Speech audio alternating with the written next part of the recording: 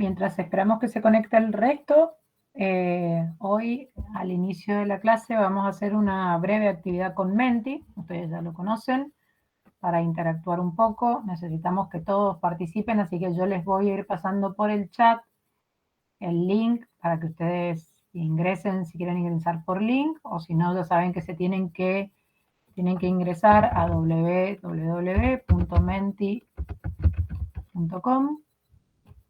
e ingresar el código que yo les voy a pasar por el chat.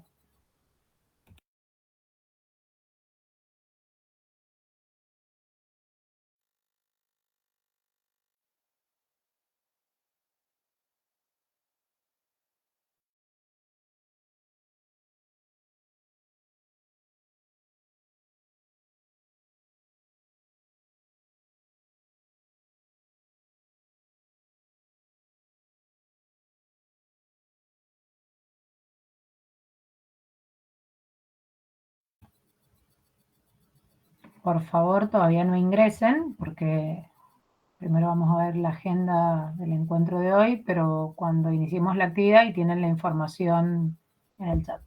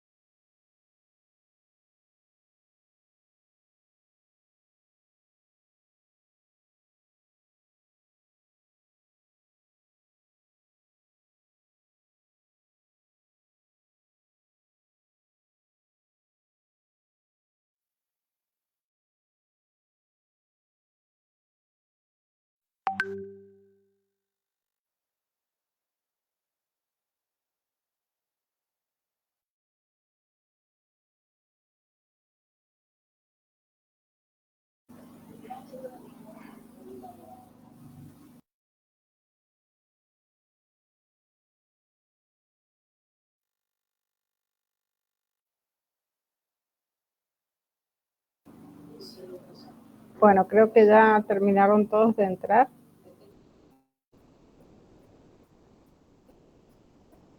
Sí, faltan varios porque habitualmente somos casi 50, pero comencemos la reunión en 3 la minutitos. clase de hoy. No, yo creo que comencémosla en honor a los puntuales, ¿sí? Vamos a recordar por mail que por favor se conecten puntualmente las personas, pero habitualmente somos casi 50. Bueno, yo voy a compartir pantalla. Bueno, la idea de las clases es que las podamos empezar puntualmente y así no les robamos más tiempo del que ustedes tienen destinado para la clase. Y como siempre decimos, la idea es que ustedes vayan aportando por el chat o levantando la mano, y si tienen alguna duda, la vayan pudiendo evacuar. Bueno, si querés, empezamos. Hoy vamos a hablar de dos metas importantes. Una es la identificación inequívoca de las personas y la otra es la comunicación efectiva. Así que esperamos que puedan sacarse las dudas con respecto a estos dos temas.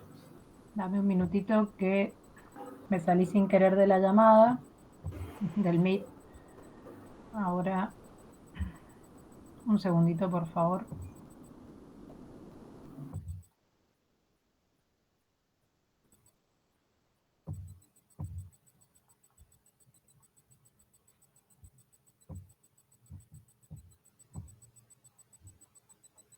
Bien, ¿ustedes me escuchan? Sí, perfecto. Sí. Bien. Sí, profe. Gracias. Un minuto. Gracias a quienes contestaron.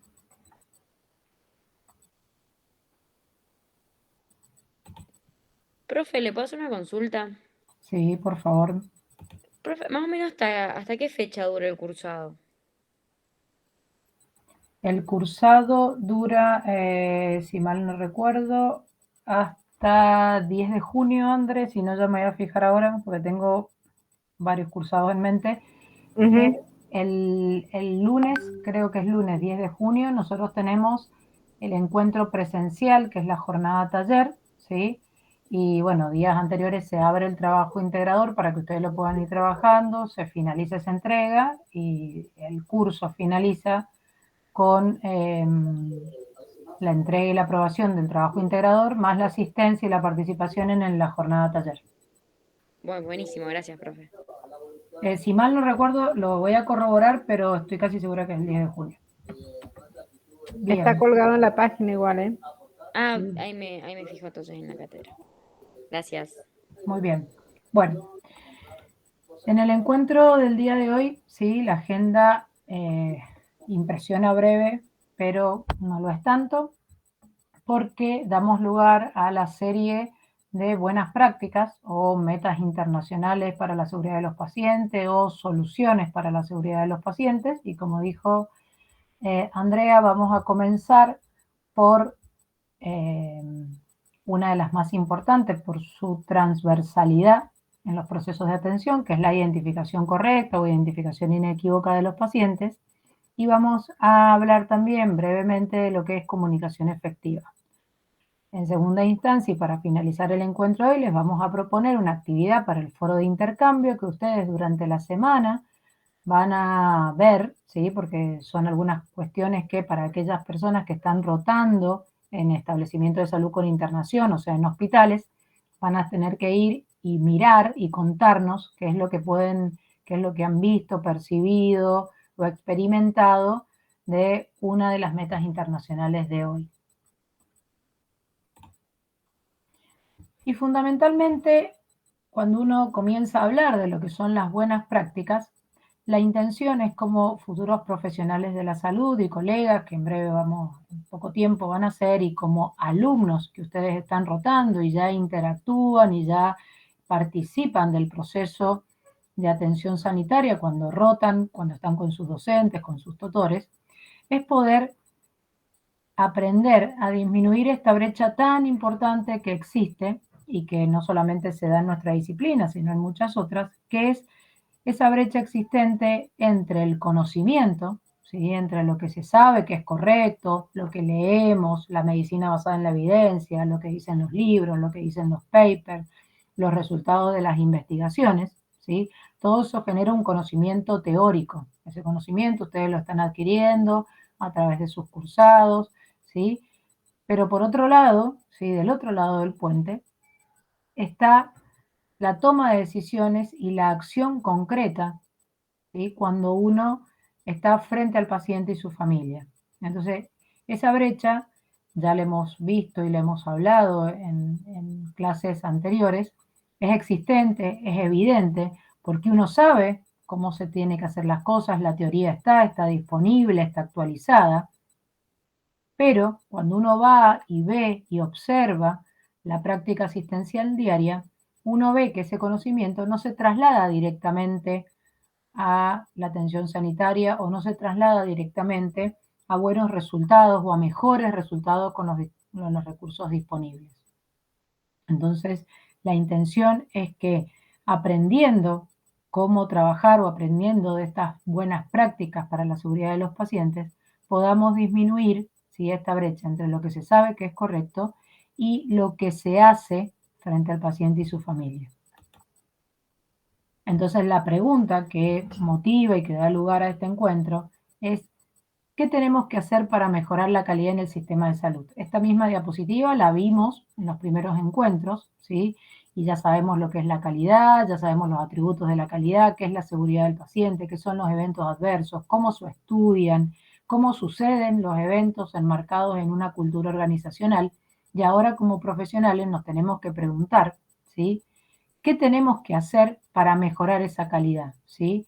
Nosotros, cada uno individualmente, en el contexto de trabajo, en los equipos en los que forma parte, ¿cómo lograr, con acciones puntuales, una atención más segura para los pacientes?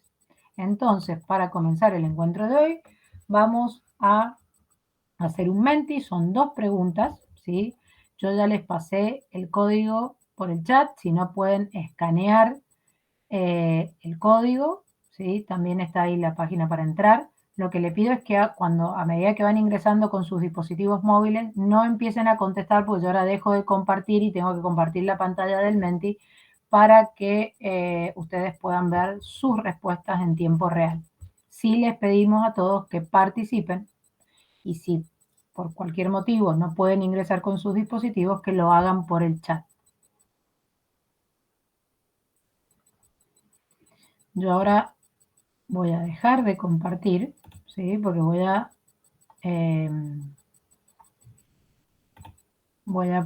abrir y compartir la pestaña del Menti. Todos pudieron ver y pudieron, ahora les voy a volver a pasar el código. Recuerden que la página es www.menti.com.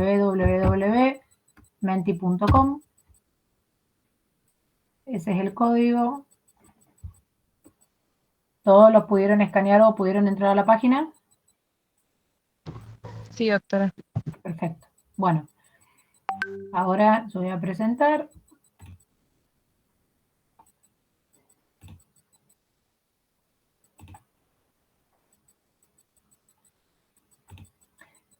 Sofía, ¿no te dejó entrar o no te deja responder todavía? Ahora te paso el link. Total, todavía lo presento. Ya les paso el link por acá. Ahora les paso el link. No se preocupen. Tarda un minutito, ya nos vamos a amigar con esto, pero está bueno cuando uno interactúa. Muy bien.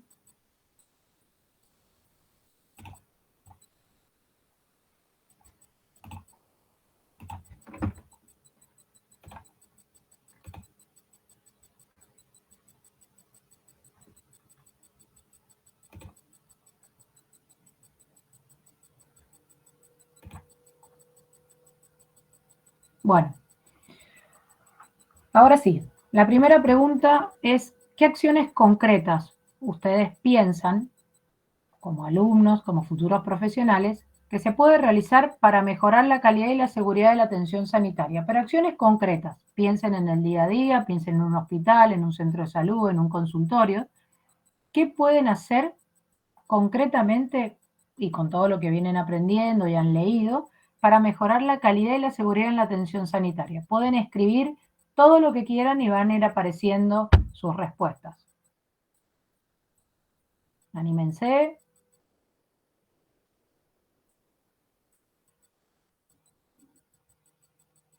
Acá no existen respuestas correctas o incorrectas, ¿sí? Todo lo que ustedes aporten es valioso. Acá van poniendo encuestas de satisfacción.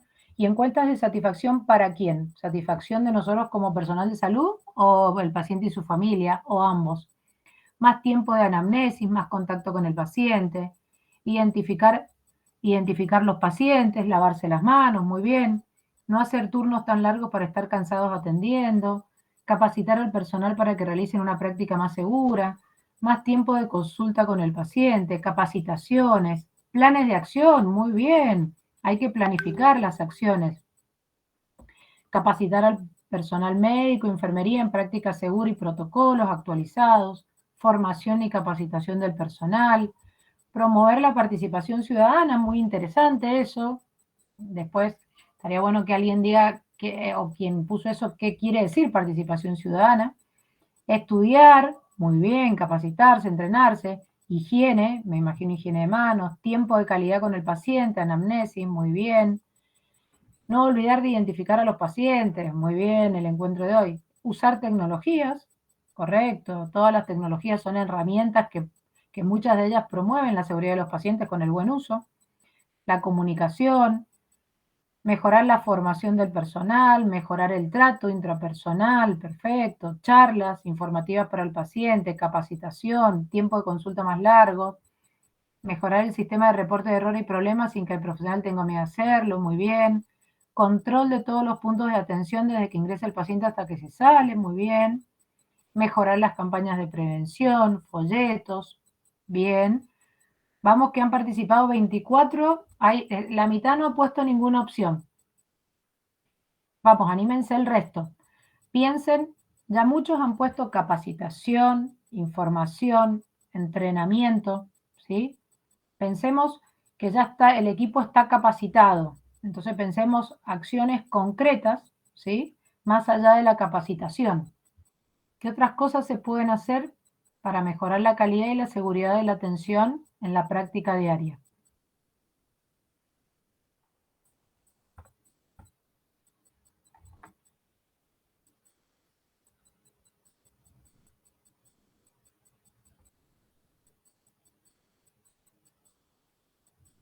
¿Alguna otra respuesta? André, ¿vos podés ver el chat? ¿Han puesto algo?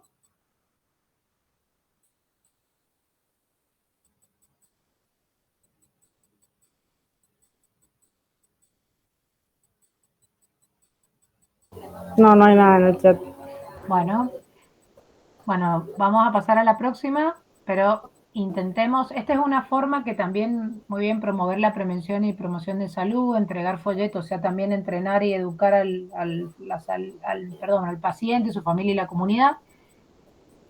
Pensemos que estas son maneras en que nosotros podemos interactuar con ustedes en la virtualidad. Entonces sí les pedimos que participen, ¿sí?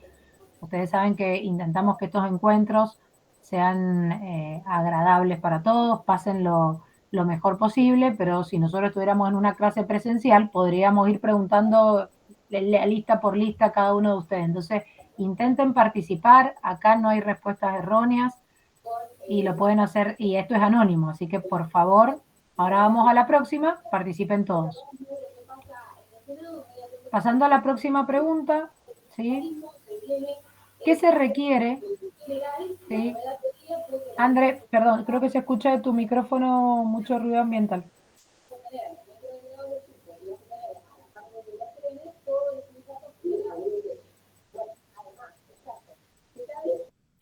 Gracias. ¿Qué se requiere para llevar adelante estas acciones que ustedes han planteado? Piensen en todo lo que se requiere, desde cualidades, virtudes del personal, recursos, insumos, pero concretamente, ¿qué cosas necesitaríamos para llevar adelante estas acciones? Claro, un mejor sistema sanitario, todas esas acciones llevan a eso, pero concretamente, vamos, ¿se acuerdan cuando teníamos que hacer un análisis causa-raíz? Pensemos en cosas puntuales. Si yo tuviera que llevar adelante una acción para promover la seguridad y la calidad en la atención, ¿qué necesito yo para llevarlo adelante? Bueno, muy bien, acá dice recursos, insumos, pero ¿qué cosas? Organización, fondo, referente a insumos, responsabilidad, comunicación, capacitación, ganas de hacerlo, fundamental, tiempo, recursos económicos, fondos, compromiso, capacitaciones del personal, formación y educación, voluntad del personal, insumos, tiempo, control, mejor manejo de los recursos, o sea, eficiencia, eficacia, muy bien. En esta tormenta de ideas, en esta nube, aquellas palabras que ustedes ven de mayor tamaño son las que más se repiten en las respuestas, ¿sí? En este caso, comunicación, responsabilidad, recursos, capacitación, tiempo, control, organización. Muy bien. Un poco todo apunta a lo mismo o a las mismas ideas, ¿sí? Es verdad que para llevar adelante un cambio se necesita un personal capacitado, entrenado en la gestión de la calidad y en las buenas prácticas de la seguridad del paciente, pero con la capacitación se logra un poco porcentaje de todo esto. La capacitación es muy importante, es indispensable porque nos permite hablar un mismo lenguaje, pero no genera el cambio que necesitamos. Para eso tienen que haber otras cosas, como ustedes han mencionado, recursos, insumos, planificación, organización, protocolización, ¿sí? Estándares que tenemos que respetar, controles. Entonces, no podemos y debemos sacarnos de la cabeza, eso es muy importante, que la capacitación es lo único que genera el cambio. No, es la base, es de donde tenemos que partir, pero el cambio se genera con muchas otras cosas y es necesario un montón de otras cosas. Bueno, muy bien, han ganado estas preguntas, como dijimos, comunicación, estas palabras, comunicación, responsabilidad, recursos, capacitación, compromiso, organización, tiempo, insumos, etc. No sé si hay algo en el chat, André, si no, cerramos esta actividad del Menti.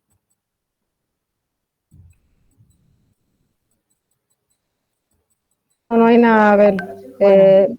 Otra cosa importante, complementando qué es lo que necesitamos para llevar a cabo estas acciones o este cambio, entender que el cambio siempre hay que gestionarlo y como todo lo que tenemos que gestionar, lo tenemos que planificar. Por eso, como decía María Belén, uno por ahí le pone muchas pilas a que la gente esté capacitada. Sin embargo, es un pequeño porcentaje del logro capacitar a la gente. No lo es todo. Y como empezamos la clase, hay acciones que tienen evidencia y que se sabe que son buenas para la atención de los pacientes. Sin embargo, que se puedan implementar y que se puedan institucionalizar, tienen, digamos, un periodo de latencia muy largo y la gestión del cambio o las ciencias de la implementación lo que tratan es de acortar esa brecha, que en algunos casos son de hasta 17 años, lo cual es muchísimo para los pacientes, desde que se descubre una molécula y hay evidencia de que esa molécula es efectiva para tal tratamiento, hasta que efectivamente se adopta en las guías de práctica clínica para todos los pacientes. Pasan alrededor de 17 años en algunas acciones, es mucho tiempo. Así que como todo, es parte del conocimiento que les queremos transmitir. El cambio también se gestiona y se gestiona a través de lo que se llaman ciencias de la implementación. Gracias, André. Nosotros en esta clase, la verdad que sería muy bueno que en nuestras universidades salgamos profesionales del ámbito de la salud, que sepamos implementar, pero bueno, eso no sucede. Entonces, por lo menos, ¿sí?, tenemos que salir con los conceptos básicos de qué es una buena práctica, qué es la calidad, todo esto que nosotros les intentamos transmitir de manera comprimida, ¿sí?, porque la información es mucha y ojalá que esto les encienda a ustedes la llama de la curiosidad y que puedan seguir capacitándose en el tema, pero la implementación, como dijo Andrés, es una ciencia. Entonces, durante todos estos encuentros en donde vamos a hablar de buenas prácticas, les vamos a transmitir los conocimientos, ¿sí? Lamentablemente no tenemos el tiempo para transmitirles cómo llevarlo adelante, pero sí hay cuestiones que ustedes van a ir viendo que dependen puramente de factores humanos, de cambios de conducta, de adherir a protocolos o procedimientos que ya están establecidos, que se conocen y que son tan simples como hemos hablado, higiene de manos, ¿sí? Y una adecuada higiene de manos en los 5 momentos que debe ser es una buena práctica y como ya vimos, es la mejor manera de prevenir infecciones asociadas a los cuidados de la salud y de paso lo recordamos porque ustedes saben cuándo fue el Día Mundial del Lavado de Manos. Debería haber sido una trivia que te tenemos que haber largado en el foro, no nos dimos cuenta. Bueno, hay varios días, pero hay uno que ha sido próximo.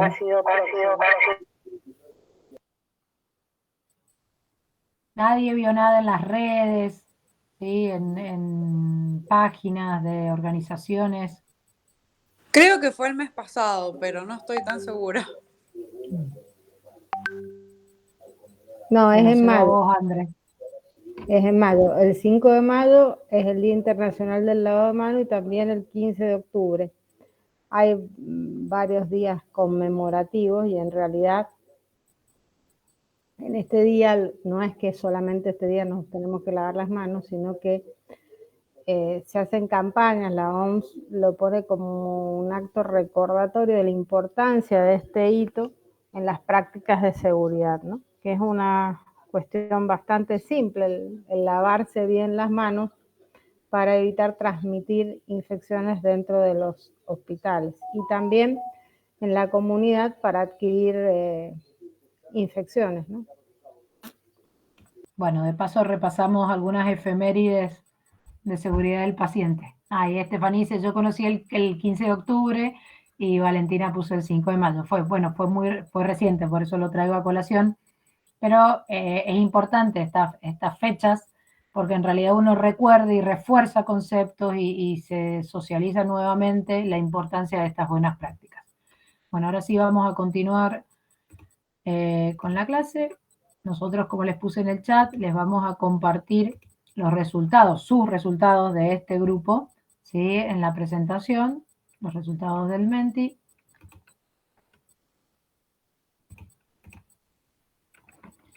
Bueno, y ahora sí, recordemos, ya sabemos que esta brecha entre lo que se conoce, estos 17 o más largos años que existe entre la generación del conocimiento teórico y la práctica diaria asistencial, ¿sí?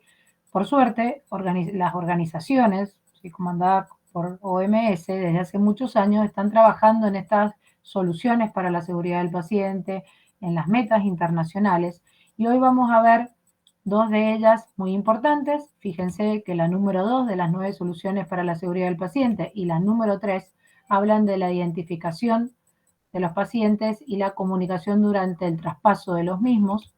Y si hablamos de las metas internacionales para la seguridad del paciente, que son las generadas por Joint Commission, que ya las hemos visto en encuentros anteriores, la número 1 es identificar correctamente a los pacientes y la número 2, mejorar la comunicación efectiva.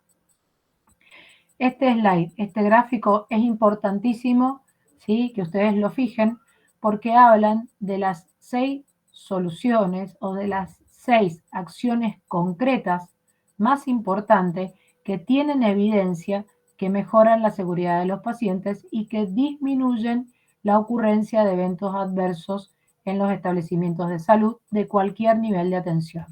Como dijimos, vamos a comenzar por la meta número 1, que es identificar correctamente a los pacientes. Esto que le voy a decir es una redundancia, pero para que ustedes recuerden, porque uno dice, bueno, pero ¿por qué estas 6 y no otras 12?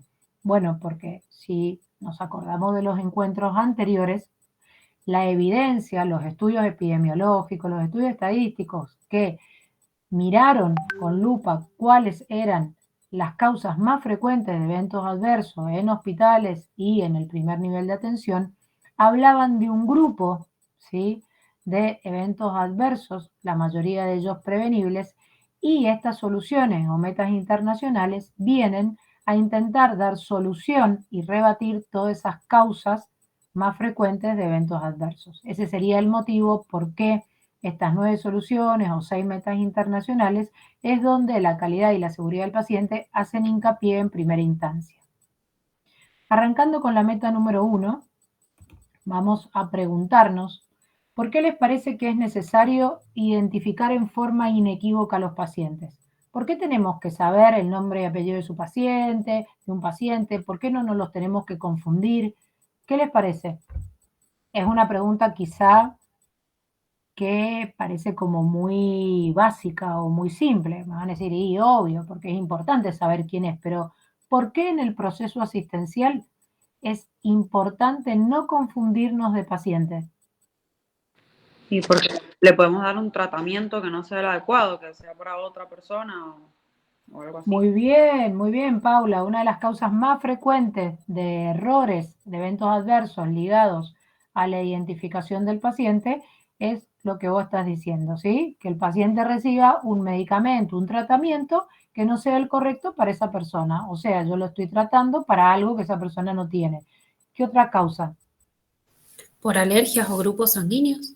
Perfecto, muy bien, que yo le transfunda a un paciente un hemodderivado que no corresponde, ¿sí? O le coloque un antibiótico al cual es alérgico. Muy bien. ¿Qué otros?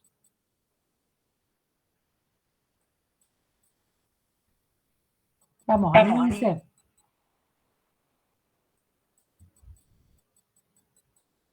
Que también sepamos la edad del paciente, también para ver el tratamiento adecuado.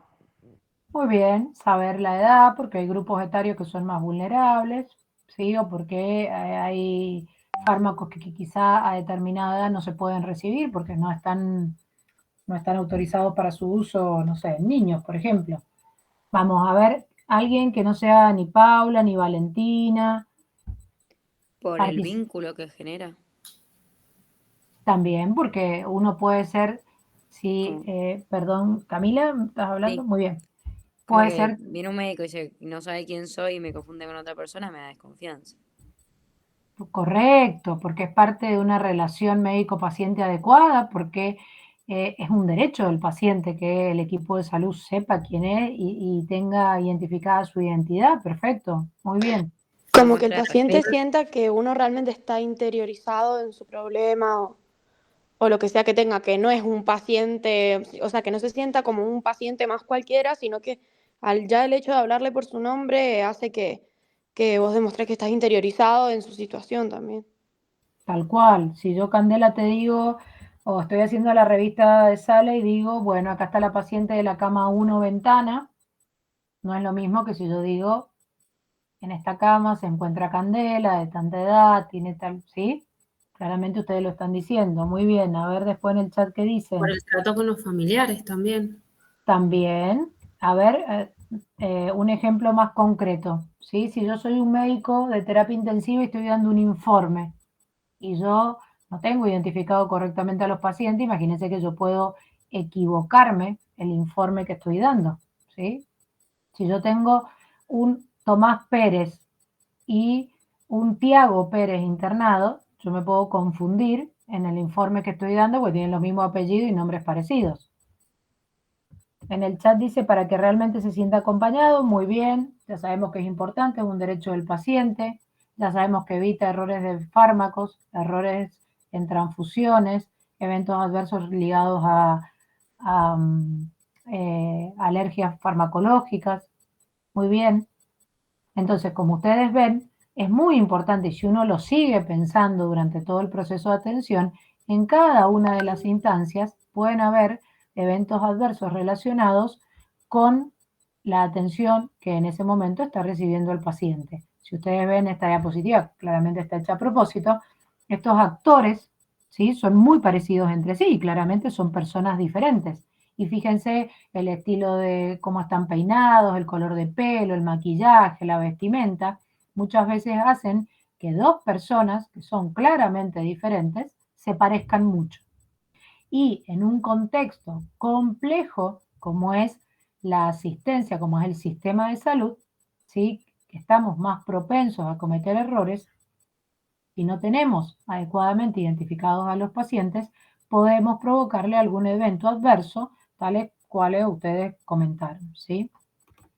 Entonces, los errores en la identificación de los pacientes ocurren prácticamente en todos los aspectos del diagnóstico y tratamiento. Yo me puedo confundir en solicitarle un estudio, ¿se acuerdan o realizarle un tratamiento? ¿Se acuerdan el evento Centinela que habíamos visto, habíamos hablado en el encuentro anterior, en donde un paciente tenía que ser operado de una de las rodillas, salió operado de las dos rodillas? Probablemente también haya habido más allá de que no hubo un adecuado llenado del checklist quirúrgico, que es una buena práctica, también ha habido una mala identificación de ese paciente en relación a su patología y su tratamiento. Entonces, estos errores pueden estar presentes durante todos los tipos de cuidado en cualquier nivel de atención, ya sea en el primer nivel, segundo o tercer nivel, y resulta de una multiplicidad de factores, como venimos aprendiendo en todos los encuentros. Entonces, para adentrarnos concretamente en la identificación correcta de los pacientes, debemos saber que es una buena práctica que involucra el resto de las prácticas seguras, porque está presente, y dijimos, en todo el proceso asistencial del paciente, ya sea en la admisión, en el diagnóstico, en el tratamiento, en un traslado y hasta el egreso del paciente. Ustedes, si alguna vez han sido internados o si han visto el proceso de admisión, saben lo importante que es, porque es cuando en general los sistemas, ¿sí?, ingresan la información del paciente, la información propia, sus datos inequívocos a todo el sistema, y de ahí se desprenden un montón de procesos. Entonces, el proceso de admisión es un proceso clave de control, de este control que ustedes mencionaron que era necesario para la seguridad de los pacientes y fundamentalmente en esta buena práctica.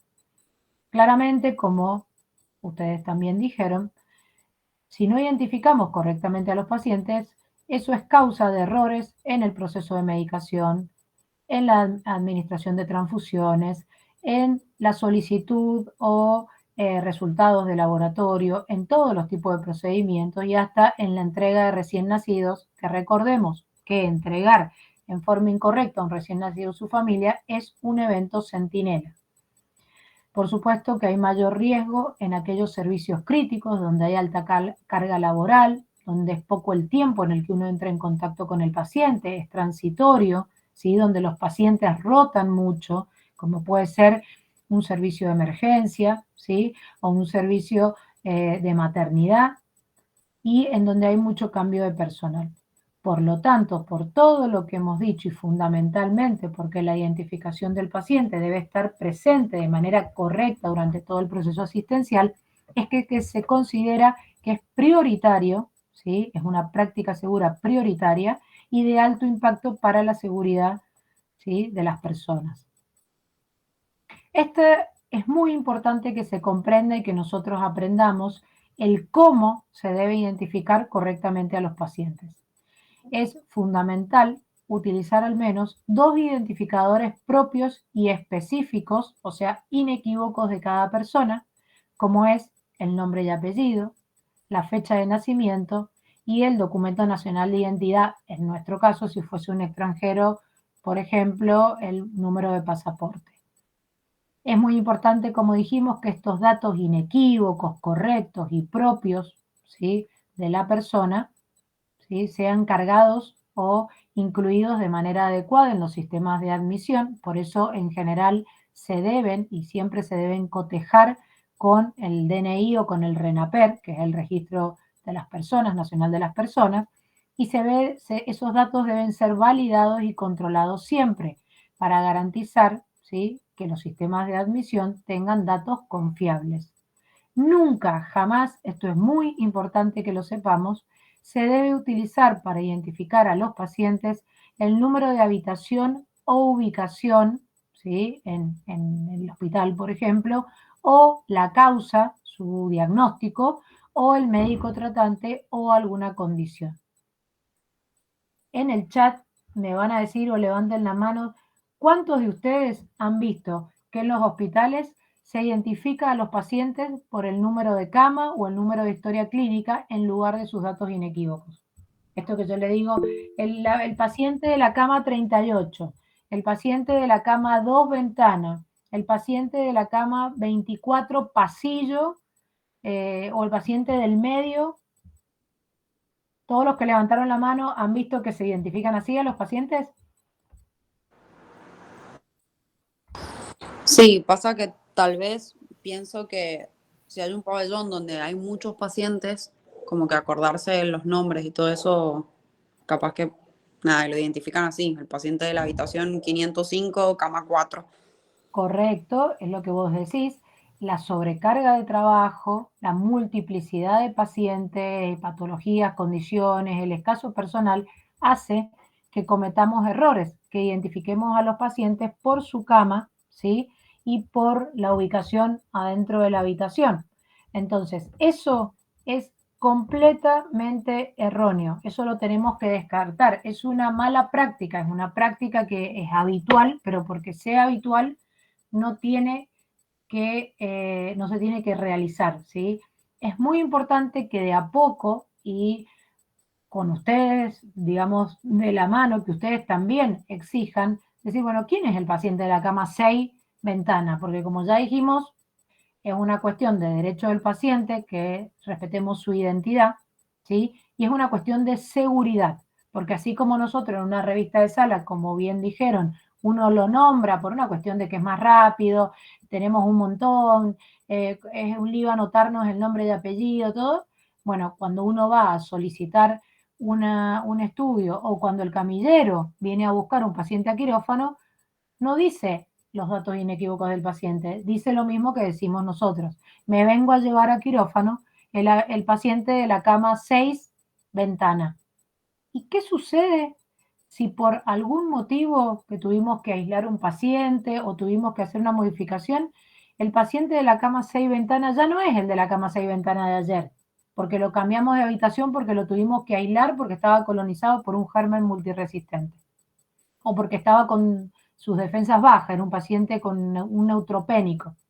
y lo tuvimos que aislar. Entonces sacamos al paciente de la cama 6 ventanas, lo pusimos en otra habitación y en su lugar pusimos otro. ¿Qué sucedió ahí? Yo puedo, el paciente que yo le digo así, ¿es el mismo paciente? No. Entonces es muy importante que comencemos a desterrar y a sacar esas cuestiones aprendidas y que a veces por comodidad, exceso de confianza, sobrecarga laboral, por un montón de factores aprendimos a hacer, pero que no son correctas y son sobre todo inseguras.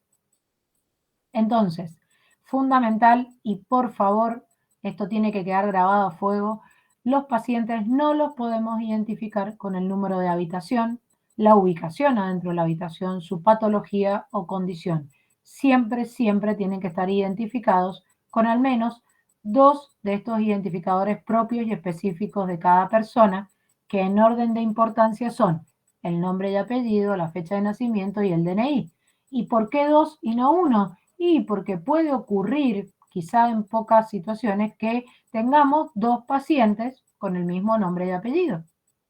Menos probable que tengamos el mismo paciente con el mismo nombre y apellido y también con la misma fecha de nacimiento. Entonces, por una cuestión de probabilidad, atamos 2 identificadores inequívocos para que sea la situación más segura. ¿Comprenden esto? Sí, profe. Perfecto, sí, yo sé, acá María del Valle pone en el Hospital del Carmen, dicen pabellón, pieza y si es ventana o pasillo, sí, y sé que es así porque hace poco estuve en una revista de sala y escuché lo mismo, pero bueno, son costumbres que hay que deshacer y volver a hacer un proceso seguro y son cuestiones que desde la formación tenemos que evitar. Entonces, ojalá que ustedes cuando sean residentes o cuando formen parte de un sistema de salud o cuando vayan en cualquier situación a mencionar a un paciente, lo mencionen con sus identificadores inequívocos y no con la pieza, pasillo, lugar o patología diagnóstica. ¿Y cuándo es importante verificar la identidad del paciente? Y en todas las situaciones que ustedes lo dijeron y en otras más, todo lo que es admisión, traslado y egreso, cuando hay que realizar cualquier procedimiento diagnóstico, cuando hay que obtener y etiquetar muestras, esto es muy importante y se recomienda, no vamos a ahondar en cada uno de estos procesos, pero por ejemplo les menciono que la buena práctica recomienda que cuando una persona ingresa a una habitación, toma una muestra biológica, como puede ser una muestra de orina o una muestra de sangre, como ocurre en la mayoría de los hospitales, que el laboratorio pasa temprano y toma las muestras, esa muestra, ese tubo de sangre, sea etiquetado con el nombre y apellido del paciente delante del mismo paciente, ¿sí? Verificando y chequeando la identidad del mismo, no que el técnico del laboratorio se lleve el tubo hacia afuera, lo meta en la cajita y después lo rotule, porque ahí puede ocurrir errores. Entonces, cada una de estas instancias en donde se debe chequear y verificar la identidad del paciente es muy importante y tiene una metodología específica. Insisto, no vamos a ahondar por una cuestión de tiempo, pero ustedes deben saber que en todas estas situaciones se debe chequear y verificar la identidad del paciente antes de realizarlo, antes de realizar procedimientos invasivos, antes de administrar transfusiones y fármacos, antes de obtener y etiquetar muestras, antes de realizar cualquier procedimiento diagnóstico y, por supuesto, antes de admitir al paciente a un establecimiento, trasladarlo dentro del mismo establecimiento o trasladarlo hacia otra institución. Y para eso se utilizan herramientas para la identificación inequívoca, que son los brazaletes o pulseras identificatorias, que hay, ya les voy a mostrar, una variedad muy grande, ¿sí? Que también está acompañada por tecnología de diferentes desarrollos, pero no deja de ser una herramienta. Si esa herramienta yo no la ocupo de manera adecuada, de manera consciente y no adhiero al procedimiento y no chequeo y no verifico la identidad del paciente, es una herramienta inútil, ¿sí? Si el paciente tiene un brazalete o una pulsera con sus datos inequívocos colocados, pero yo antes de, espérenme un minuto que coloco el puntero, antes de algunos de estos procesos no chequeo sus datos inequívocos, esa pulsera pierde sentido y es un recurso totalmente malgastado. Porque lo importante es que las herramientas, al igual que cualquier herramienta tecnológica, como dijimos recién, sean correctamente utilizadas para que puedan desarrollar todo su potencial. Lo importante es hacer coincidir a los pacientes correctos con la atención correcta. Si Tomás Pérez necesita un antibiótico para su neumonía, no es lo mismo que si Tiago Pérez necesita ser operado porque tiene un cuadro de apendicitis aguda. Entonces es importante hacer coincidir el paciente correcto con la atención correcta. Y de esta manera, acá les presento lo que son los brazaletes o pulseras identificatorias. Probablemente quienes hayan rotado por hospitales o hayan sido pacientes en algunas instituciones públicas o privadas lo hayan visto, o aquellas personas que hayan sido padres, a sus bebés les deben haber puesto un brazalete. Y los brazaletes hay de diversos gustos, colores, tamaños, formatos, por supuesto de diferentes costos y por supuesto atados a diferentes tecnologías, ¿sí? Por ejemplo acá ustedes ven un brazalete, ¿sí? Que son los brazaletes del binomio madre-hijo que están escritos a mano. Antes de los brazaletes habían una medallita que se le colgaba con una piolita al bebé en donde decía un número determinado y eran lo que las mamás después usaban de accesorio de una cadena.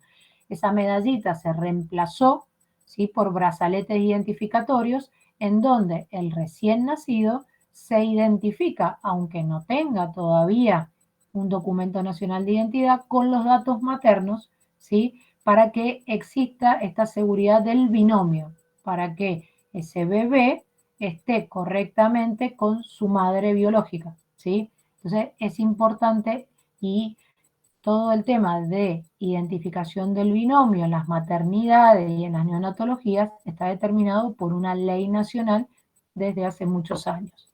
Entonces, como vimos, acá tenemos un brazalete escrito a mano. Acá tenemos diferentes tipos y tamaños de brazalete en donde, en este caso, está la posibilidad de que de manera impresa estén los datos del paciente, pero también hay un QR para escanear y en este caso hay un código de barra. Acá tenemos un set de binomio en donde hay una pulsera para la mamá, una pulsera para el bebé y hay un sticker que tiene la misma codificación que se coloca en el clamp del cordón umbilical, ¿sí? Acá tenemos pulseras en donde tiene la mayor cantidad de contenido. Tenemos un código de barra para escanear, tenemos los datos inequívocos del paciente impreso y además tenemos datos biométricos como puede ser una foto de la persona. Y después existen también pulseras de diferentes colores que permiten identificar grupos vulnerables de sufrir mayor cantidad de eventos adversos, como pueden ser pacientes con alergias determinadas, pacientes con riesgo de caídas, como son los ancianos o personas con problemas neurológicos o motrices, ¿sí? También existen pulseras para pacientes inmunosuprimidos, ¿sí? Entonces, hay colores determinados en donde las instituciones las utilizan para identificar visualmente a aquellos pacientes que tienen más riesgo de sufrir eventos adversos por una condición determinada. Estos sistemas de colores no están estandarizados a nivel mundial, entonces las instituciones los estandarizan puertas adentro. Pueden ser, por ejemplo, en este caso, amarillo para riesgo de caída y rojo para alergia, el morado violeta se puede utilizar para inmunosuprimidos y así. Pero no hay un sistema de colores estandarizado a nivel mundial en donde determinado color siempre sea usado para determinada condición de riesgo. Antes de seguir conociendo otros brazaletes, díganme, por ejemplo, qué diferencia puede haber, o si ustedes tuvieran que elegir, ¿qué brazalete elegirían? ¿Este de acá escrito a mano o este acá impreso con posibilidad de escanear? ¿Y por qué elegirían uno u otro? ¿Sí? ¿En cuál encuentran más beneficio? ¿En cuál le encuentran riesgos? ¿Qué riesgos tendrían? Si yo les diera a elegir, ustedes comprar entre este brazalete abajo, en donde yo puedo imprimir los datos del paciente, y aparte si tuviera un sistema informático puedo escanear los datos, o este en donde yo lo puedo escribir a mano. ¿Cuáles elegirían y por qué? Yo elegiría el del escáner porque puedes acceder a la historia clínica y ver también tal vez los estudios que le han realizado y todo. Pero también corre el riesgo de errores o si se cae el sistema o algo, a no poder acceder a esa información.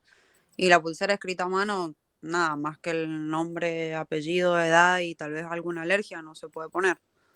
Muy bien, ahí tenemos beneficios. ¿Sí? Nosotros tenemos un sistema, una historia clínica informatizada, yo escaneo y puedo obtener muchos más datos del paciente. Por supuesto, coincido que nada está exento de errores, ¿sí? Uno puede tener errores al cargar. Y es verdad que siempre tengo que tener un plan B ante alguna situación no contemplada, alguna contingencia, como es que se caiga un sistema, un corte de luz masivo, etcétera. Acá Valentina pone, yo elegiría el de escanear porque el escrito a mano puede no entenderse la letra, fundamental, ¿sí?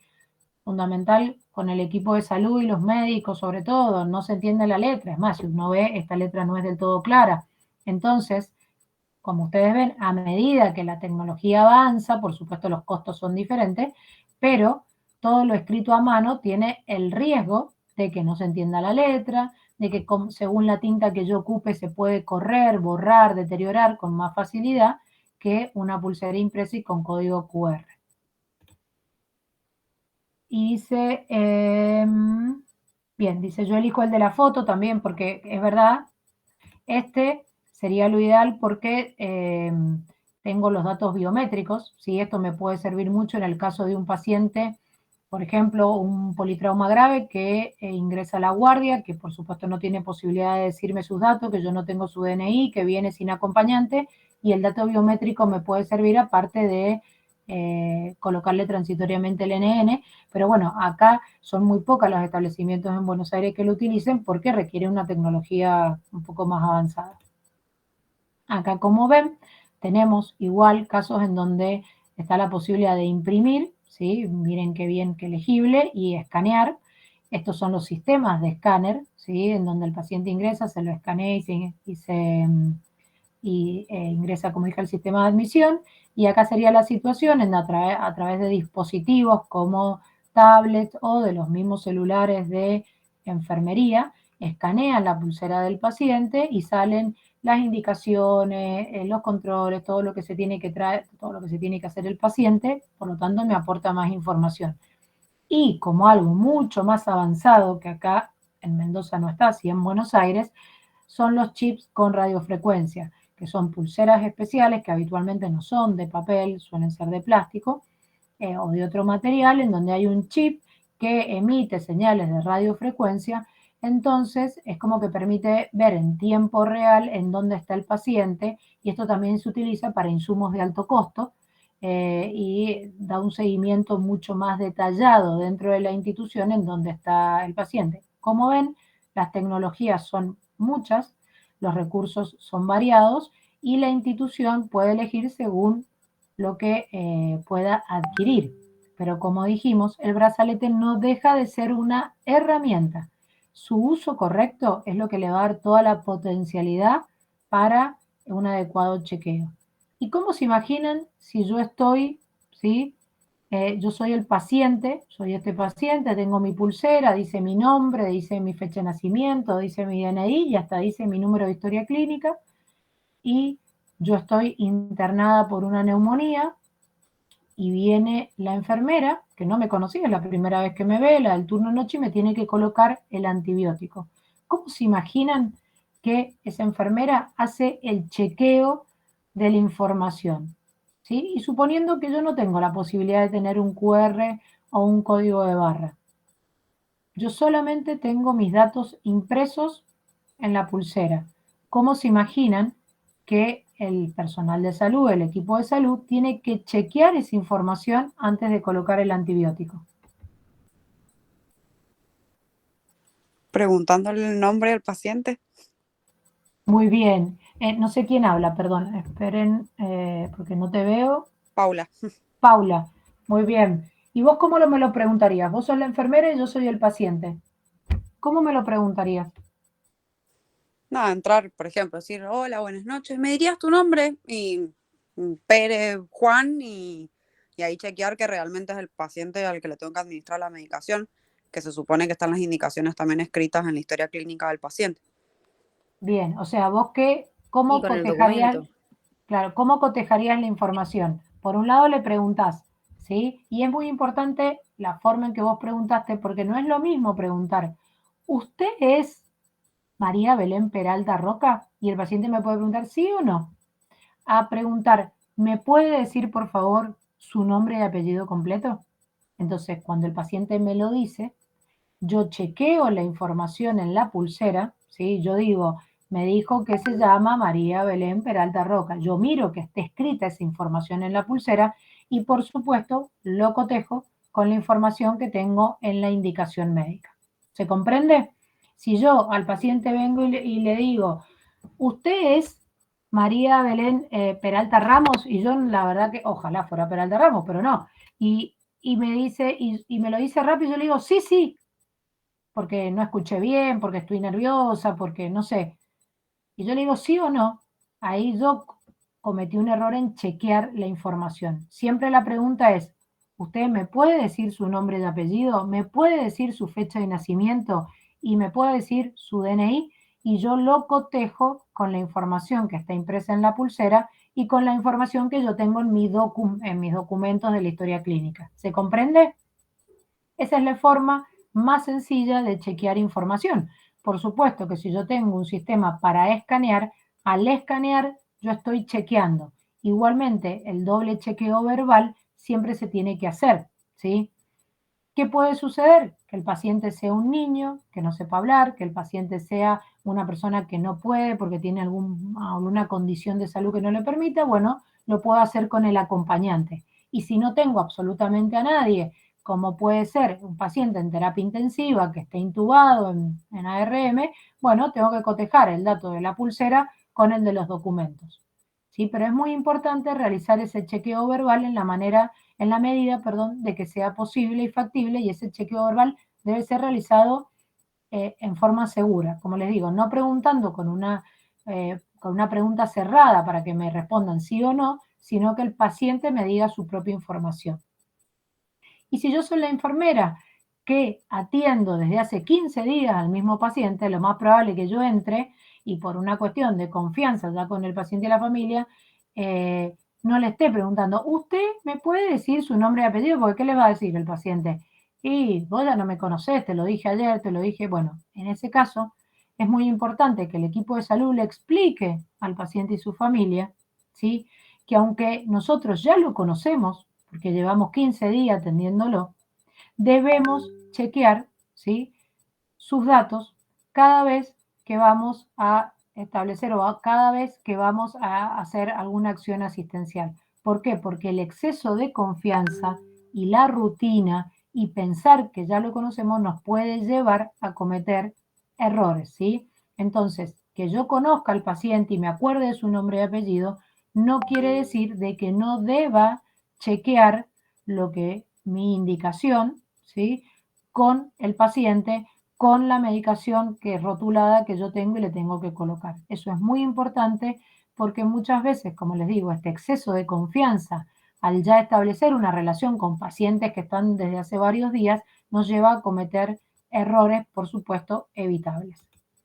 Y como dijimos, estoy viendo la hora, como dijimos, la pulsera o brazalete es una herramienta solamente que debe ser adecuadamente utilizada en el marco de procedimientos y protocolos establecidos, y uno, como personal de salud, debe cumplir estos procedimientos y protocolos que deben ser diseñados en forma segura, ¿sí? En estos documentos, ¿sí?, que lo que hacen es que todos lo hagamos de la misma manera, o sea, estandarizar la forma en la que hacemos las cosas, se plantean objetivos, se plantean el alcance, se mencionan las características de la pulsera, cómo la vamos a utilizar, cuándo, cómo y quién debe verificar la identificación del paciente, esto de cómo vamos a hacer este chequeo verbal, quién es el responsable de la impresión o escritura y de la colocación de las pulseras. ¿Qué sucede, esto que plantean ustedes? ¿Qué sucede si el sistema informático no está disponible? ¿Qué plan B tenemos que activar para garantizar que el paciente esté correctamente identificado? ¿Qué hacer si la pulsera de identificación se cae, se rompe, se daña, se mancha, o el paciente se la arranca, o el niño se la corta, o se vuelve ilegible? ¿Cómo actuar ante situaciones especiales que ya vamos a ver? Y por supuesto, como estamos hablando de calidad, cómo monitorear o evaluar la forma en que estamos haciendo las cosas y realizar el seguimiento del cumplimiento en el tiempo, ¿sí? A través de indicadores y de la medición de la adherencia a estos procedimientos. O sea, si yo tengo que monitorear cómo están identificados mis pacientes, tengo que pasar sala por sala con una determinada frecuencia, viendo que los pacientes tengan colocada de manera correcta, según el procedimiento de mi institución, el brazalete identificatorio. Y les tengo que preguntar a ellos también si alguien les explicó para qué es la pulsera y si cuando van a hacer algún procedimiento determinado le chequean la información o le preguntan sus datos. Esto es muy importante porque, insistimos, uno puede tener la pulsera más moderna, más tecnológica, más costosa, pero si no está atada esa herramienta a un procedimiento que estandarice la forma en que tenemos que hacer las cosas, no sirve de nada. Seguramente ustedes han visto situaciones en donde en establecimientos públicos o privados el paciente tiene perfectamente la pulsera colocada, pero nadie la mira ni la utiliza. Eso es un recurso mal gastado, ¿sí? Y nosotros recordemos que también una asistencia o una atención de calidad tiene que ser eficiente, ¿sí? Y efectiva. O sea, tenemos que lograr los mejores resultados con la menor cantidad de recursos disponibles. Entonces, si tengo un brazalete, tengo la suerte de tener el brazalete impreso, tengo la suerte de tener un buen brazalete, bueno, lo tengo que utilizar bien. Tengo que adherir al procedimiento y al protocolo de mi institución para su uso. Este es un ejemplo, ¿sí?, de un instructivo real de un establecimiento X, y es importante que todo el equipo de salud lo conozca y se capacite en su utilización. Esto es una forma también de que no solamente el equipo de salud tiene que saber cómo se debe utilizar el brazalete, cómo debo chequear, todas estas cosas que dijimos, quién lo debe poner, qué hay que hacer si no se leen los datos y demás, sino que uno tiene que involucrar activamente al paciente y su familia en su propio cuidado. Entonces, el paciente debe saber la importancia de que su brazalete identificatorio esté en buenas condiciones, la importancia de que cada persona que ingresa, que es parte del equipo de salud, le pregunte y chequee su identidad, y la importancia de que si se le sale, se le rompe o se daña, avisar, ¿sí?, al equipo de salud para que ese brazalete sea recambiado y repuesto. Esto es un ejemplo del Servicio Nacional de Salud del Reino Unido, en donde a través de folletos capacitan, ¿sí?, al equipo de salud, al paciente y su familia sobre la importancia de su brazalete. Acá en Mendoza hay establecimientos de salud que a través de folletos, cartelerías o QRs, videos y demás, le dicen al paciente el por qué le van a colocar su brazalete, cuál es la importancia, qué tiene que hacer el equipo de salud y qué pasa si el brazalete se le sale, se le rompe o se daña.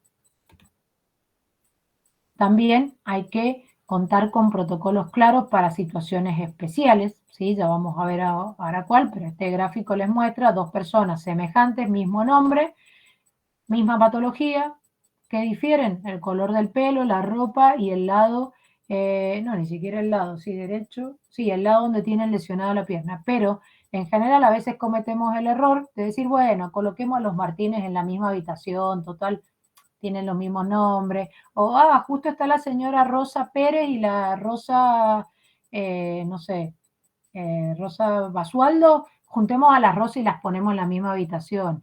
Y aunque ustedes crean increíble, esas cosas suceden. ¿Cuáles son aquellas situaciones especiales? ¿Sí? Que hay que tener siempre un plan B y un protocolo para estas situaciones.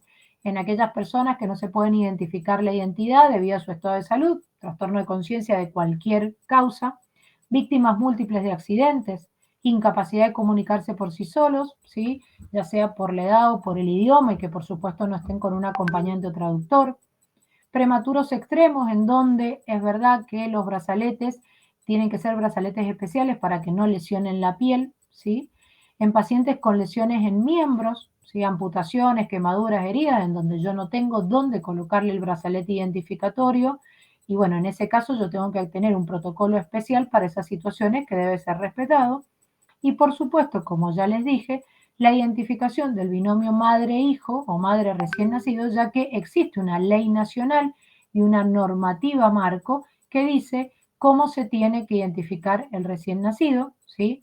Que esto se hace a través de brazaletes en donde los datos son los datos referidos de su madre biológica. Para terminar esta parte, ¿sí? Porque nos quedan unos pocos minutos para adentrarnos en el tema de comunicación efectiva, comentarles que en nuestra provincia, desde la gestión anterior, en el año 2020, por resolución ministerial, se pide que todos los establecimientos de salud, a través de sus responsables de calidad y seguridad del paciente, deben priorizar la identificación inequívoca del paciente mediante el uso de un brazalete. Y esta resolución, ¿sí? se redactó y se publicó debido a un evento centinela ocurrido en un establecimiento de salud privado en el medio de lo que fue la pandemia por COVID-19. Entonces sepamos que en nuestra provincia existe un marco normativo que todos los establecimientos de salud deben respetar, priorizando e implementando acciones concretas para la identificación inequívoca de los pacientes mediante el uso del brazalete. Y para terminar esta primera parte, yo creo que tenemos una respuesta de por qué es necesario identificar en forma inequívoca a nuestros pacientes, fundamentalmente aquellos pacientes que están hospitalizados, ¿sí? Por todos estos motivos que hemos conversado, que ustedes han expuesto en forma de ejemplo, ¿sí? Y que después, como activé en el foro, les vamos a pedir que observen a aquellos de ustedes que estén rotando por los hospitales. Antes de pasar a la meta número 2, que es comunicación efectiva y que son algunos pocos slides porque les vamos a mostrar algunas herramientas muy concretas de cómo mejorar la comunicación. ¿Alguna pregunta con respecto a esto, a identificación del paciente?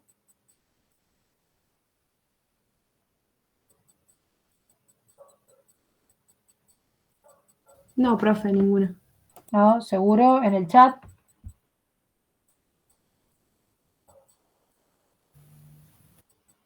Bueno, perfecto. ¿O entendieron todo y la explicación fue clarísima o estamos todos dormidos ya a las 19:38? Bueno, espero que surjan dudas. Es importante que surjan dudas porque cuando uno se cuestiona o mira con una mirada, valga la redundancia, más crítica, el cómo se están haciendo las cosas cuando surgen las dudas, y es importante que esas dudas las podamos volcar en el foro o en los encuentros, o ahora ustedes, que cuando roten en los hospitales, van a ver cómo identifican los pacientes, nos cuenten cuál es la experiencia, ya sea como estudiantes o como usuarios del sistema, o sea, como pacientes. Bueno, ahora vamos a pasar a la segunda meta. André, ¿querés que te pase yo las diapos? Como quieras, Belén, ¿me escuchan bien? Dale. Sí, se escucha perfecto. Yo ahora... ¿Te podés quedar o querés que sí. comparta? No, dame un minuto que yo me voy a mutear para que no se genere ruido y te voy a compartir la pantalla.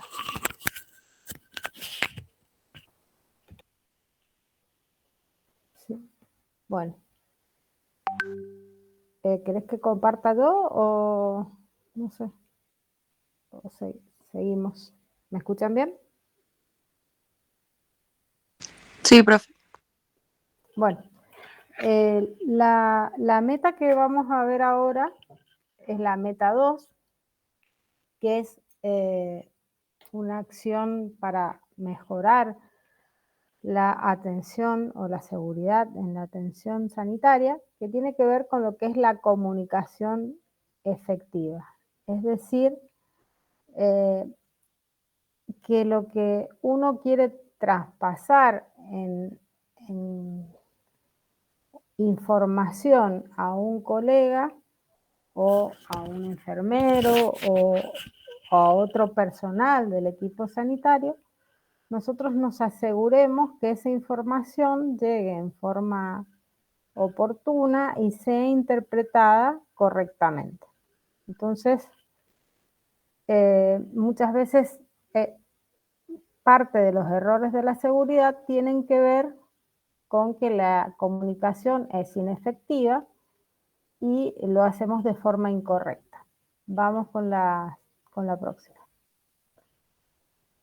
Bien, dentro de las soluciones de la Organización Mundial de la Salud, la comunicación efectiva es una de estas soluciones, teniendo en cuenta que en medicina la atención sanitaria es una actividad compleja, cada día más compleja, y hay un gran flujo de información que debemos asegurarnos que sea el adecuado, ¿no? El quiebre en la comunicación es generalmente causa raíz de muchos de los eventos adversos graves.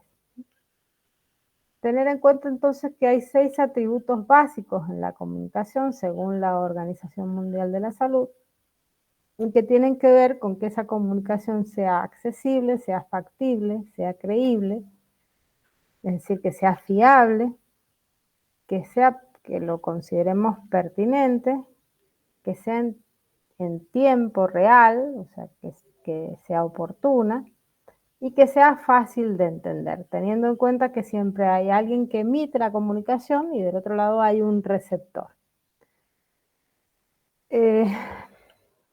Y que esta comunicación tiene que ver con comunicaciones que pueden tener que ver con pacientes o con actividades, procesos, procedimientos que tengan que ver con actividades profesionales, ¿no? Entonces siempre entender el mensaje que queremos transmitir y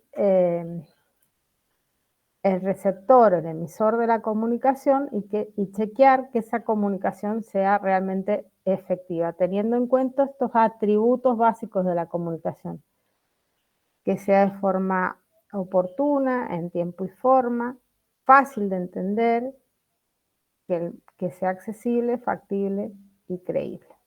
La próxima. Hay distintas herramientas, como decía Belén recién, que desde la calidad se ponen en marcha o se facilitan a los equipos para intentar sistematizar los procesos de comunicación. Una de ellas es la comunicación sanitaria entre el equipo de los profesionales de salud que atienden a los pacientes en los hospitales o en los centros de salud. Es esta herramienta que se llama SAER, por sus siglas en español, o SBAR, por sus siglas en inglés, que permiten manejar comunicación o información crítica que requiere una atención inmediata o rápida para poder sistematizar las acciones necesarias y poder transmitir adecuadamente la situación o la condición del paciente. Entonces, si lo ponemos por las siglas en español, es SAER, que es situación. Por ejemplo, una enfermera que evalúa a un paciente, cuál es la situación del paciente.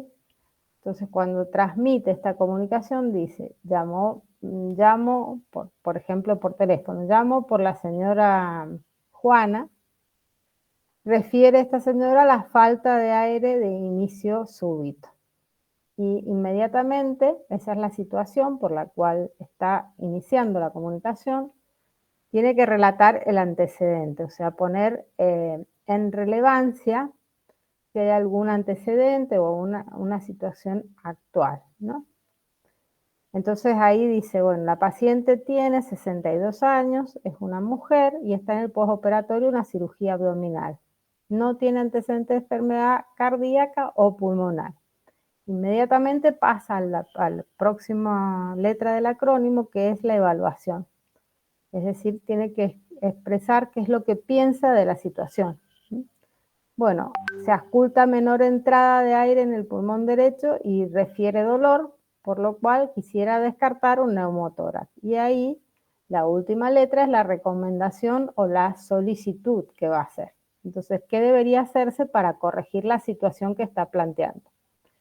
Y entonces ahí explica, creo que la paciente debe ser evaluada justo ahora, puede acercarse a alguien urgente al servicio.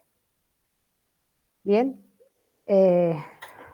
como ven, las letras nos van recomendando cuál es lo que debo ir comunicando. La próxima. Bueno, este es SBAR, es lo mismo, pero en inglés, y es otro ejemplo.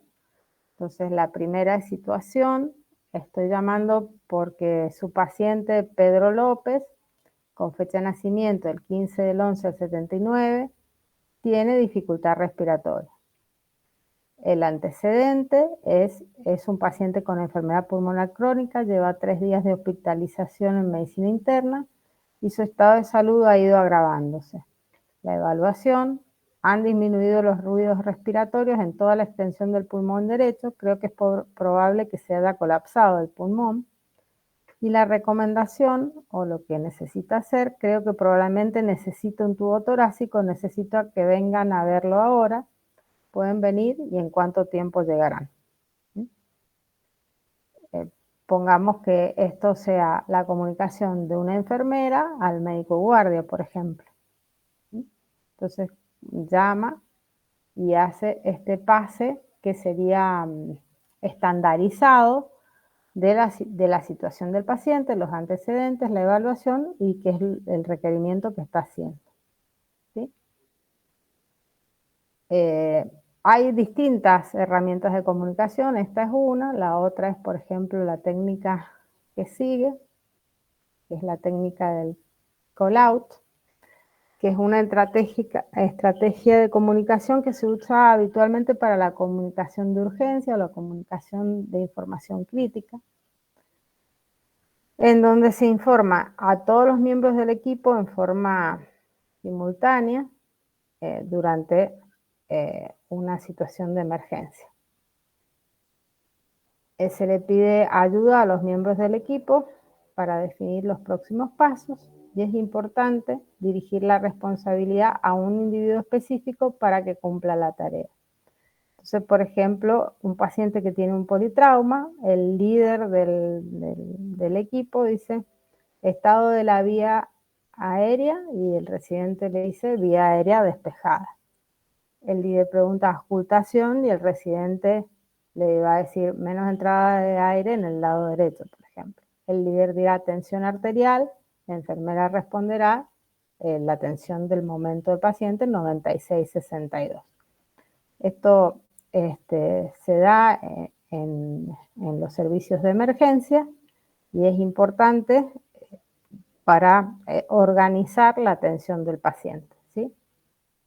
Y esto es como que ya está estandarizado, quién es el que pregunta, quién es el que va respondiendo. ¿Sí? Bien, la próxima. Otra herramienta es la del checkback, que es un formato de comunicación cerrado que asegura que la información que enviamos es entendida por el receptor. Y esto es muy importante porque muchas veces hay ruidos en la comunicación y la otra persona no entiende adecuadamente lo que le estamos transmitiendo, sobre todo cuando es comunicación verbal. Entonces hay que estar seguro de que la otra persona recibe el mensaje y entiende, ¿no? Entonces el emisor envía el mensaje, el receptor acepta el mensaje y lo repite en voz alta para que el emisor pueda verificar que el mensaje ha sido correctamente recibido. Entonces, por ejemplo, en una situación de emergencia también, el médico puede decir a la enfermera o al enfermero, administre 25 miligramos de difenhidramina endovenoso en bolo. Y el enfermero o la enfermera dirá 25 miligramos de difenhidramina endovenosa en bolo. Y el médico dirá correcto. Si hay una equivocación, parará la situación y no es correcto, entonces ahí se vuelve a administre 25 miligramos de difenhidramina endovenosa en bolo, y el enfermero dirá 25 miligramos de difenhidramina endovenosa en bolo, y el médico otra vez dirá correcto. ¿Sí?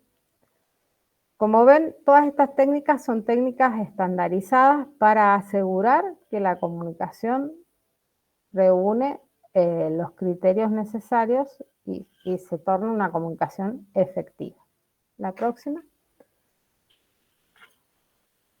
Bueno, después hay otras técnicas de comunicación efectiva que, por ejemplo, esto se utilizó o se utiliza para estandarizar la comunicación en los pases de sala, por ejemplo, los servicios de emergencia, en los cuales es muy importante que el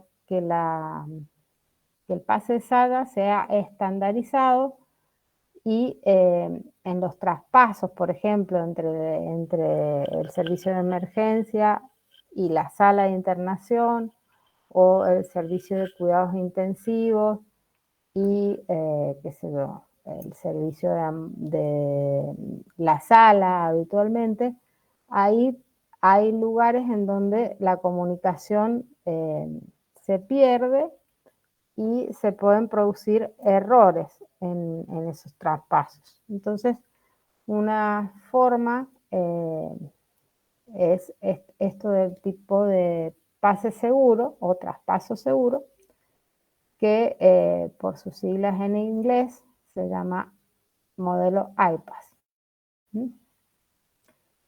Es la implementación, se hizo un trabajo colaborativo en varios hospitales de Latinoamérica, públicos y privados, en donde, por ejemplo, el Hospital Notis participó la terapia intensiva como participación institucional y implementaron ese paquete de medidas para el traspaso estandarizado que se llama modelo IPAS, que es una herramienta escrita con mnemotecnia oral y capacitación de trabajo en equipo al personal de salud. Y estos son los resultados de la implementación, en donde como conclusión de esta implementación se alcanzó en el hospital el 90% de traspaso seguro de comunicación y permitió estandarizar el traspaso de información y poner en práctica el traspaso escrito entre los pacientes de la terapia, previniendo eventos adversos serios, ¿no? Así que este es un modelo de trabajo que nosotros pudimos colocar, se pudo implementar en una de las unidades de cuidados intensivos. La próxima. Pero bueno, para concluir, ya cerca de las 20 horas, es importante decir que es prioritario implementar prácticas seguras en la atención de salud y por ello es importante que ustedes conozcan las metas internacionales y las soluciones de la Organización Mundial de la Salud, que como vieron en el primer slide de esta clase, nosotros decíamos que si bien estas soluciones o estas metas han demostrado evidencia para mejorar la seguridad de los pacientes, sin embargo, muchas de ellas no están correctamente implementadas en nuestras instituciones y es muy importante poderlas implementar y que lleguen a los pacientes. Se debe garantizar entonces que los establecimientos de salud cuenten con los sistemas de identificación del paciente basadas en al menos el uso de al menos 2 identificadores inequívocos para el paciente, estandarización y protocolización de procesos de identificación, responsabilidad principal del equipo de salud verificar la identidad de los pacientes y cumplir los protocolos, es decir, no solo que el brazalete esté correctamente colocado en el paciente, porque como decía Belén, el brazalete es la herramienta para la identificación, pero sino que es muy importante e indispensable que se verifique y se adhiera al uso correcto del brazalete en todo el continuo de atención del paciente. Y por supuesto debemos trabajar siempre en equipo, intentar formar al personal de salud para el trabajo en equipo multi e interdisciplinario. La próxima. Que la comunicación efectiva es fundamental para obtener buenos resultados o resultados positivos en la salud de las personas y que mejorar la comunicación entre el equipo de salud, los profesionales de salud, los pacientes y sus familias permiten obtener información correcta, oportuna, completa durante todo el proceso de atención y mejorar la satisfacción del paciente con el cuidado que le estamos brindando, la forma en que el paciente se siente comprendido y otras variables de satisfacción que son muy importantes a la hora de medir la calidad asistencial. Y que existen herramientas para promover esta comunicación efectiva y mejorar la seguridad en la atención sanitaria y fundamentalmente prevenir los errores por órdenes verbales o telefónicas mal ejecutadas, ¿no? Próxima. Bueno, aquí les dejamos entonces esta actividad para el foro de intercambio, que lo vamos a colgar en el foro, pero bueno, van a tener que ahí contestar cómo es el sistema de identificación de los pacientes en los establecimientos de salud que ustedes estén cursando o estén rotando, los que están en la PFO o bueno, muchos de ustedes están en cuarto año, así que para los hospitales donde estén tomando prácticos en otras materias, vayan mirando esto, ver si utilizan pulsera identificatoria y cómo es este tipo de pulsera, cuáles son los identificadores del paciente que usan en la pulsera en los distintos lugares en donde estén rotando.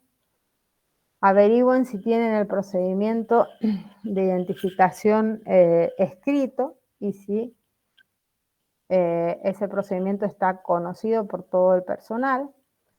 También vean cómo utilizan la pulsera y si lo utilizan según el procedimiento que está redactado, ¿no? Una cosa es que el procedimiento esté escrito y otra cosa es que las personas conozcan el procedimiento y adhieran a él y lo utilicen el brazalete según el procedimiento. Bueno, no sé si quedan algunas preguntas o comentarios con respecto a los dos temas que estuvimos charlando.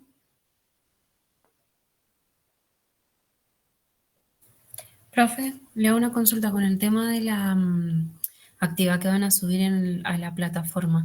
¿Tenemos un tiempo para entregarla? ¿Podemos contestarla? Es el foro, entonces ustedes sí. Ahí vayan contestando antes de la próxima clase, vayan escribiendo cuando vayan teniendo un tiempito y van dejando ahí sus comentarios, ¿no? Bien, listo, gracias. Recuerden que es una actividad que la idea es que no sea algo engorroso, no tiene que ser tan extenso, simplemente ir poniendo lo que nosotros les estamos preguntando a quienes están rotando por hospitales o establecimientos en donde haya internación, ¿sí? Aquellos que no están rotando por los mismos, bueno, no van a poner, pero sí, por favor, intentemos participar todos para ver, también es una forma de ver la realidad que hay en nuestra provincia y la variabilidad que uno intenta con la estandarización reducir. Sí, está bueno que puedan contestar así, por ejemplo, Hospital Saporiti usa una pulsera de tal tipo, los identificadores, pero algo corto, conciso, pero para que todos veamos, como decía Belén, si coincide lo que están haciendo cada uno de los hospitales o si hay alguna cosa diferente o algo que llame la atención. Bueno, finalmente, si no tienen más dudas, los vamos a dejar. Les agradecemos mucho la participación y esperamos sus comentarios en el foro. Bueno, profe, muchas Gracias, gracias. profe. Chao, hasta luego. Gracias, hasta luego. Gracias, saludos a todos. Adiós, Chao. adiós. Chao, profe, gracias.